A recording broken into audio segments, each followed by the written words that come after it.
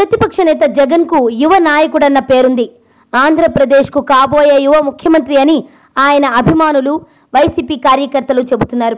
కానీ చంద్రబాబు రాజకీయ చతురత ముందు గత ఎన్నికల్లో వైసీపీ నిలవలేకపోయింది. కానీ 2019 ఎన్నికల్లో అలా జరగదని, తమ యువ నాయకుడికే ప్రజలు పట్టం కడతారని వైసీపీ అభిమానులు ఆశతో ఉన్నారు. కానీ ఏపీ ముఖ్యమంత్రి చంద్రబాబు మాత్రం జగన్ తమకు ఏమాత్రం పోటీ కాదనే ధీమాని వ్యక్తం చేస్తున్నారు.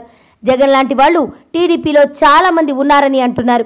చంద్రబాబులో ధీమాని పెంచుతున్న జగన్ లాంటి వాళ్ళు టీడీపీలో ఎవరున్నారు? ఈ ప్రశ్నకు చంద్రబాబు సమాధానం ఇచ్చారు.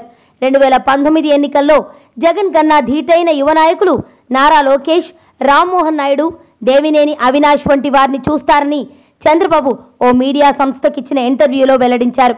తెలుగుదేశం పార్టీలో నారా లోకేష్, రామ్మోహన్ నాయుడు వంటి యువ నేతలు చాలా చురుగ్గా పనిచేస్తున్నారని చంద్రబాబు అన్నారు.